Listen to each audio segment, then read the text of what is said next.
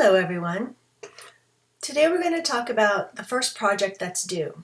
And this is going to be an easy project for you.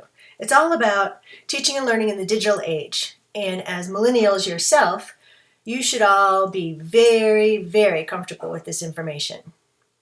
So let's talk about what the description first is for the project. This is our website here. And all you have to do is click on the coursework and grading policy. Project 1.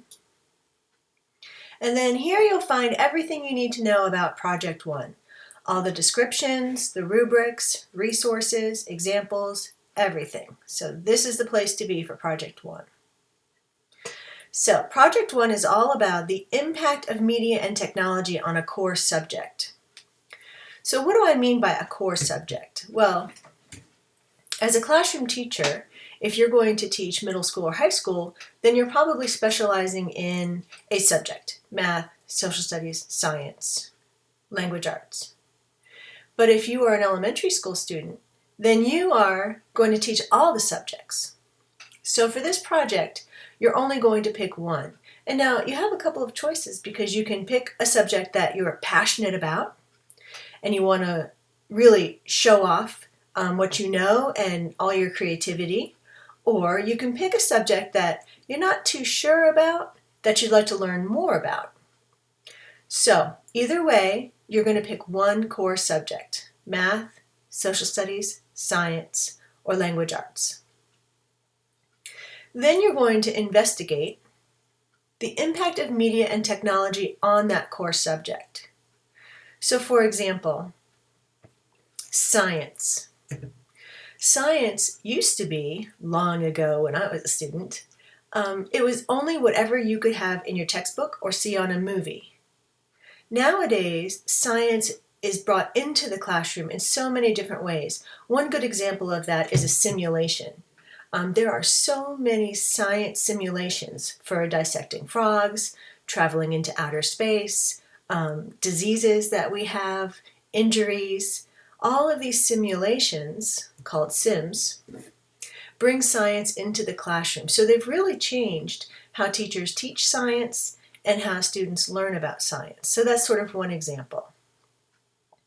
So you're going to investigate your core subject and the impact that media and technology has had on it. If you're wondering what standards this project meets, I've listed them here for you in the North Carolina Professional Teaching Standards. So you know that you are meeting these standards. Now, I also give you some guiding questions, because it's hard to think about where to begin. There's so much information. So you're going to look at this from two perspectives: the learner and the teacher. And remember, in classrooms today, 21st century classrooms, the learning is flipped. And it's not so much the teacher as the expert anymore, as the teacher is now the guide on the side and not the sage on the stage. So we want you to investigate the learner's perspective. Who are 21st century students? What do they already know, and what are they already able to do? And I tell you to think about technology and media here, because students, even kindergartners, when I would get them the first week of school and we would have a question, my 5-year-old kindergartners would always say, "Dr. Marks, just Google it." So we know that students today have a lot of background knowledge with technology and media. We want to utilize that in classrooms. How do they learn best? You're going to be doing some reading in this class that explains exactly how this generation learns best. And it is not the same as it used to be long ago. Very different nowadays. What's the role of the learner in the 21st century classroom? Do they sit there like a bump on a log? Do they direct their own learning?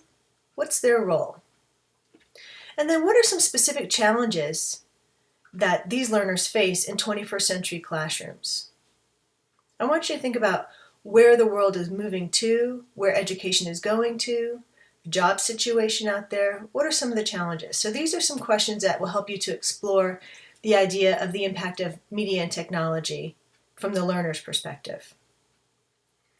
So let's look at the teacher's perspective, and that's going to be you in the classroom. What do you need to know and be able to do? Remember, if you are teaching 21st century skills and you're assessing 21st century skills to 21st century students in 21st century classrooms, what do you need to know and be able to do? What does 21st century teaching look like? How is it different than traditional teaching? How do teachers effectively use media and technology to teach 21st century skills? And then finally, what's your role as a teacher? Now, you're going to collect all this information before you even begin putting it together in your format. So the first thing you're going to do is sort of maybe write these questions down. You can copy and paste them if you want. And then you're going to begin exploring some of these resources that I have here for you. Also, over the next couple of weeks, we'll be doing some more readings and some more responses that will also give you information to use for Project I. So here I give you some 21st century student, 21st century teachers, and 21st century school resources. I highly recommend that you look through these. They will help you out a lot with your information. So once you've got all your information, you've got all your answers about how technology and media has impacted your core subject, then you're going to put it together in a glog. Ha ha! And I know you know how to make a glog because you've already made one. If you've forgotten, here are the tutorials. Here's where you can sign up for an account. You better already have an account. And some examples. I also have some examples of student work for you way down here at the bottom.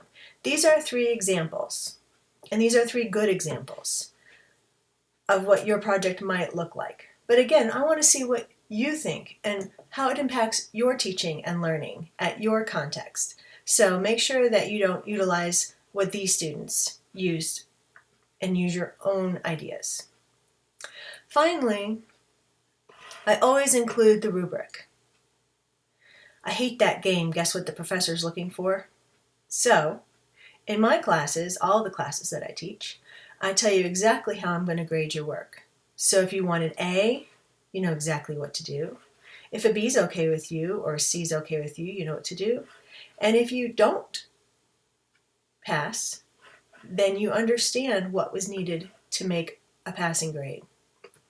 So here's the rubric for this Project I. The first part of it is all about the glog, and that's about design and content. So your glog design provides multimedia representation of the project content. Remember, it should be multimedia, not a lot of text. There should be some video, there should be some websites, there should be some text, there should be some pictures, multimedia. Your glog is creative. It provides a variety of creativity in the glog design.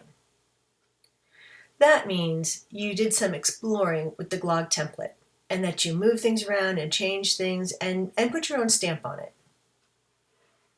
The glog is organized. You want to make sure that the information is represented in a clear and understandable way. That's one of the biggest problems with these glogs, is that they can be sort of overwhelmingly busy. So you want to make sure that you find some ways to unify your glog, either by design, color, something like that. You want to provide the evidence from the 2 perspectives. It has to be from the student and the teacher. Okay?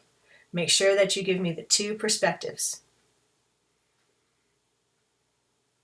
And then finally, you explore the question, how does media and technology impact your core subject?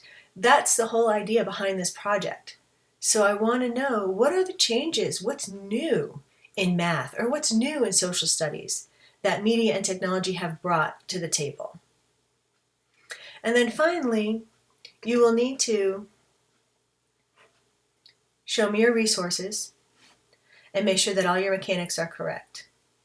Now, when you do this project, it's going to be a glog. So once again, you're going to save it to a document. Here are the documents. And you're going to put your references right on the page. So this is Chris's from the summer, and he titles his page. This is his URL for his glog, and then he gives me his references. Remember, your references need to be in APA format. Okay? And then you'll save it as I asked you to save your documents, and you will drop it to me. I hope that this was helpful. If you have any more questions, please come and see me or call me or email me, and I'll be happy to answer them for you.